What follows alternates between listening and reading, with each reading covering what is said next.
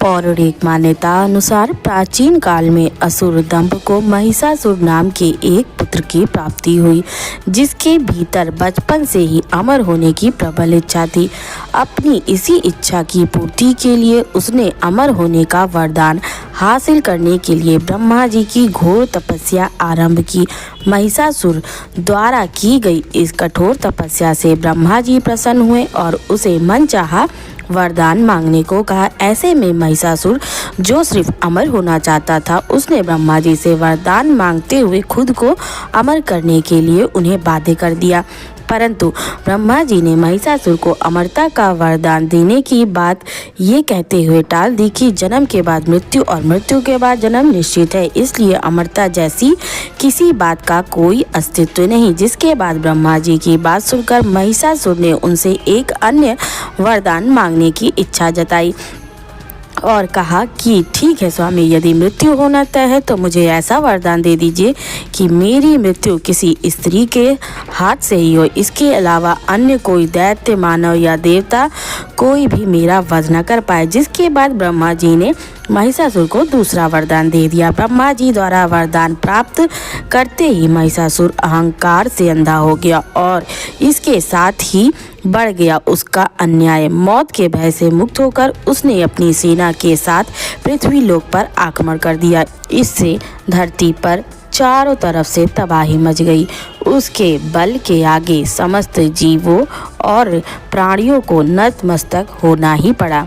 जिसके बाद पृथ्वी और पाताल को अपने अधीन करने के बाद अहंकारी महिषासुर ने इंद्रलोक पर भी आक्रमण कर दिया, जिसमें उन्होंने इंद्रदेव को पराजित कर स्वर्ग पर भी कब्जा कर लिया। महिषासुर से परेशान होकर सभी देवी देवता त्रिदेवों अर्थात महादेव, ब्रह्मा और विष्णु के पास सहायता मांगने पहुँचे। इस पर विष्णु जी ने उसके अंत के लिए देवी शक्ति के निर्माण की सलाह दी। जिसके बाद सभी देवताओं ने मिलकर देवी शक्ति को सहायता के लिए पुकारा और इस पुकार को सुनकर सभी देवताओं ने मिलकर देवी शक्ति को सहायता के लिए पुकारा और इस पुकार को सुनकर सभी देवताओं के शरीर में से निकले तेज ने एक अत्यंत खूबसूरत सुंदरी का निर्माण किया। उसी तेज से निकली माँ आदिशक्ति, जिसके रूप और तेज से सभी देवता भी आश्चर्यचकित हो गए और त्रिदेवों की मदद से निर्मित हुई देवी दुर्गा को हिमवान ने सवारी के लिए सिंह दिया और इसी प्रकार वहां मौजूद सभी देवताओं ने भी माँ को अपने एक एक अस्त्र शस्त्र सौंपे। इस तरह स्वर्ग में देवी दुर्गा को इस समस्या हेतु तैयार किया गया। माना जाता है कि देवी का अत्यंत सुंदर रूप देखकर महिषासुर उनके प्रति बहुत आकर्षित होने लगा और उसने अपने एक दूत के जरिए देवी माँ के पास विवाह का प्रस्ताव तक पहुँचाया।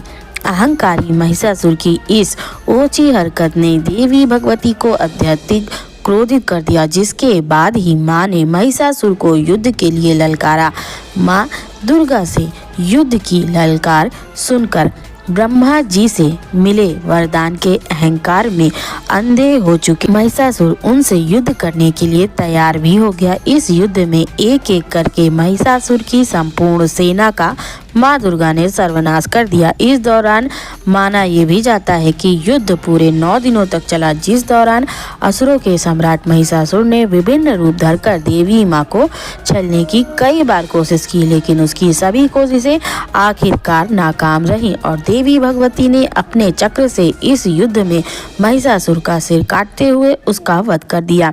अतः इस तरह देवी भगवती के हाथों महिषासुर की मृत्यु संभव हो पाई। माना जाता है कि जिस दिन माँ भगवती ने स्वर्गलोक, पृथ्वीलोक और पाताल लोक को महिषासुर के पापों से मुक्ति दिलाई, उस दिन से ही दुर्गा अष्टमी का पर्व प्रारंभ हुआ।